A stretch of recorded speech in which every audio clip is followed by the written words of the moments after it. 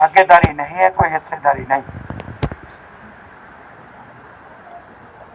हम आपको ये अपील करनी चाहेंगे कि आप जब बहुजन समाज पार्टी को, साहब घनश्याम जी की नीतियों को, बाबा साहब डॉक्टर भीमराव अंबेडकर जी की सोच को और बहन जी की लीडरशिप को जब आप जन जन तक पहुंचाओगे तो जहां ये SC ST OBC को जगह नहीं दे रहे, ये आपके पीछे पीछे घूमेंगे कि वे आओ हम आपको वहां भर्ती करेंगे। ये BSP का नीला झंडा ना उठाओ, ये क्रांति का झंडा ना उठाओ, ये रेगुलेशन का रास्ता छोड़ दो। हम आपको रिलीफ देंगे, आप गुलामी को कुर्बान कर लें। बहुजन समाज पार्टी इस देश में एक सेल्फ रिस्पेक्ट का मूवमेंट है।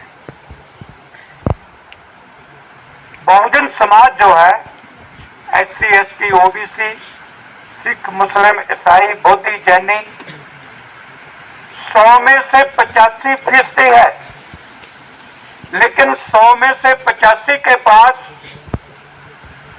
जमीन सिर्फ 6% है, व्यापार सिर्फ 3% है और सरकारी नौकरियां 13% है, पढ़ाई 23% है। तो ये जो अन्याय है, आर्थिक अन्याय, ये मैंने आंकड़े के लिहाज से भी आपके सामने रखा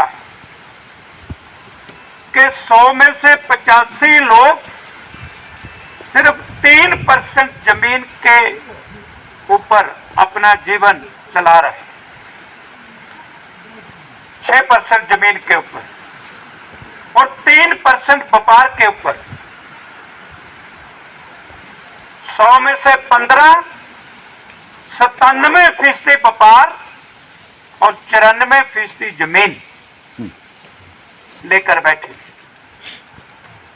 इसलिए घनश्याम साहब ने नारा दिया था कि जो जमीन सरकारी है वो जमीन हमारी है।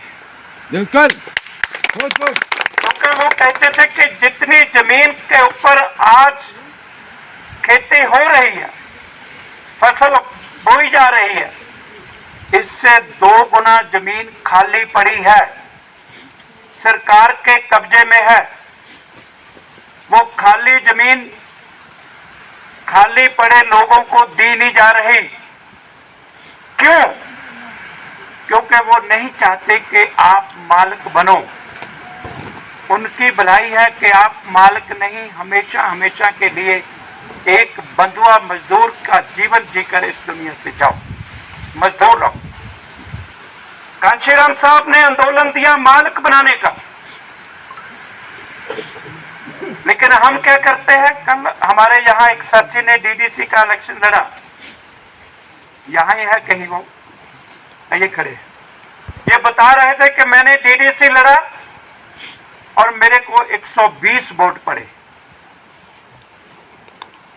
अब जो पार्टी हमें जमीन का मालिक बनाना चाहती है, उसको जब 120 वोट पड़ेंगे तो फिर हम खुद ही अपने मजदूर रहने पर ठप्पा लगा के आ रहे। हमें रास्ता बदलना होगा, हमें दिशा बदलनी होगी, तब ही हमारी दशा बदलेगी। अगर हम जिस दिशा पे जा रहे हैं, मानववादी हुक्मरानों को मजबूत करने की दिशा में जा रहे हैं, Bharatiya Janata party, Congress, PDP, NC या और कोई नई पार्टी बन जाए, इन सब का एजेंडा इस देश के बहुजन समाज को सामाजिक और आर्थिक क्षेत्र में गुलाम रखने का। गुलाम आर्थिक क्षेत्र में तो मैंने बता दिया, सामाजिक दिशा में अभी अभी आपने देखा कि कैसे मणिपुर में 2 ट्राइबल की वोमेन को नंगे करके घुमाया गया। किसी भी जाति, किसी भी धर्म की औरत हो, जो औरत का अपमान इस देश में हुआ है, अगर औरत का सम्मान चाहते हो तो भारतीय जनता पार्टी को 2024 में सबक सिखाना होगा, उसकी तैयारी अभी से करनी होगी।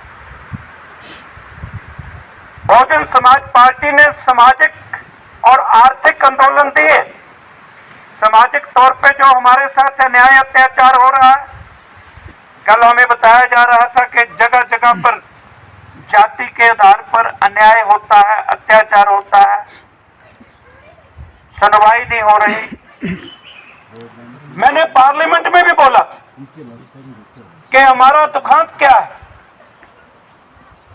कि जब सिख को मारा जाता है तो मुसलमान चुप रहता है, जब मुसलमान को मारा जाता है तो सिख चुप रहता है, जब क्रिश्चियन को मारा जाता है तो सिख और मुसलमान चुप रहते हैं, जब दलित को मारा जाता है तो मुसलमान, सिख और क्रिश्चियन चुप रहता है, जब पछड़े को मारा जाता है तो चारों चुप रहते हैं। मारने वाला एक ही है, लेकिन वो कभी हमें सिख कह के मारता है, कभी मुसलमान कह के मारता है, कभी क्रिश्चियन कह के मारता है, कभी दलित कह के मारता है, कभी एसटी कह के मारता है, कभी पछड़ा कह के मारता है।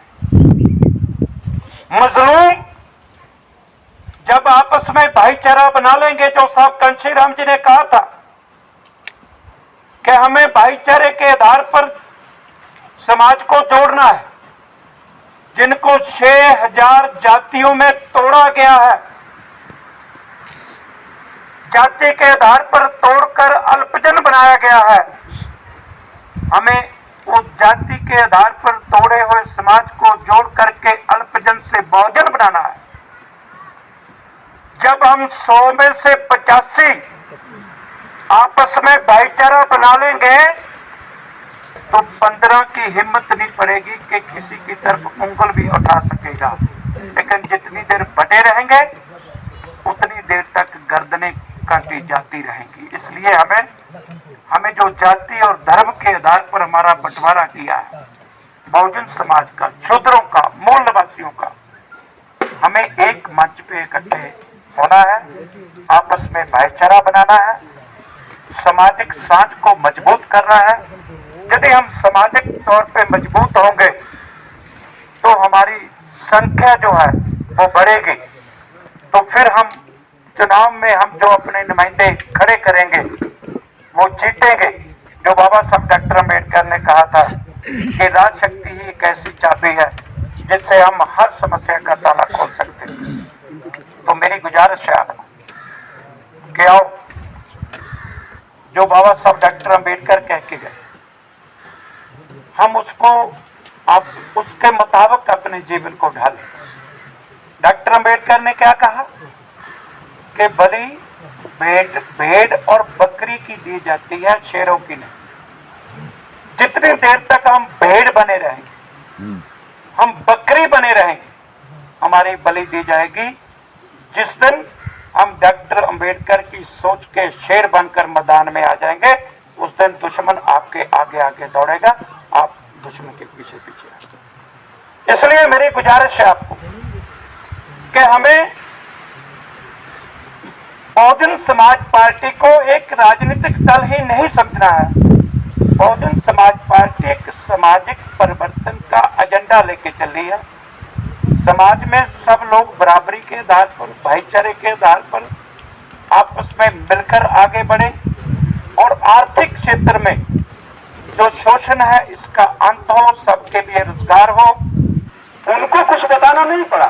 जो भी नारे लगा रहे थे, जो माननीय कांशीराम साहब ने नारा दिया, जो यहाँ संघर्ष कुछ नहीं करना, किसी की जमीन हमें छीनना भी नहीं। यहाँ तो इतनी गवर्नमेंट की लैंड पड़ी है, और लैंड किस काम की है? वो खाली पड़ी है। और अगर वही खाली जमीन हम गरीब लोगों को दे देंगे तो गरीब उसमें अन्न पैदा करे, गरीब उसमें अपनी जीविका चलाएगा। जब गरीब अन्न पैदा करेगा, जीविका चलाएगा, उन्होंने बल्कि एक आध दो जगह उदाहरण भी बताया। उन्होंने कहा कि देखो जितनी जमीनें हम लोगों को मौका मिला साहब के साथ चलने, मानवर कांसीराम साहब ने कहा देखो जो जमीनें दिख रही है ना, हम लोगों ने कहा दिया कि मानवर साहब थोड़ा सा हम लोगों को समझाओ कि जब रोजगार कहाँ से देंगे आप, नौकरी कहाँ से देंगे, क्योंकि सारा कुछ तो प्राइवेट सेक्टर में जा रहा है या रोजगार खत्म हो रहे हैं।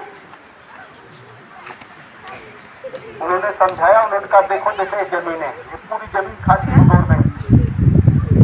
उन्होंने कहा जब हम सरकार बनेगी इस जमीनों का पट्टा हम गरीब को दे देंगे। और उन्होंने कहा जब हम गरीब को देंगे उसका पट्टा, ये हमारी तरफ की बात है, तो उन्होंने कहा कि उस जमीन पे हम गरीब आदमी को, जो हमारा मेहनत का आदमी है, जमीन के सीना को फाड़ता है, बहुत मेहनत करता, तो उसको हम कहेंगे कि इस जमीन में तुम गन्ना लगा। मैं 2 लाइन में उसको बता दूं कि उन्होंने कहा हम रोजगार देंगे। उन्होंने कहा कि हम सरकारी जमीन उसको पट्टे पे देंगे और कहेंगे इसमें तुम गन्ना लगाओ। और जब वो गन्ना लगाएगा तो साहब ने समझाया इतनी जमीन पे जब वो गन्ना लगाएगा तो उस गन्ने की पेराई के लिए, अभी जो जमीनें आप देख रहे हो, इस जमीन पे जो गन्ना पैदा होगा उसकी पेराई करने के लिए हमें 5 पेराई करने की मिल लगानी पड़ेगी। इससे चीनी निकालने के लिए हमें 5 मिलें लगानी पड़ेगी। और फिर 5 मिलों में जब हम गन्ना पैदा होगा फिर हम मिल लगाएंगे, फैक्ट्री लगाएंगे जिसमें चीनी बनेगी, तो उसमें रोजगार हम किसको देंगे? 5 फैक्ट्री में कम से कम हम रोजगार देंगे। छोटी भी फैक्ट्री लगाएंगे तो भी कम से कम हम 5,000 से 10,000 लोगों को हम वहाँ नौकरी देंगे, चीनी बनेगी।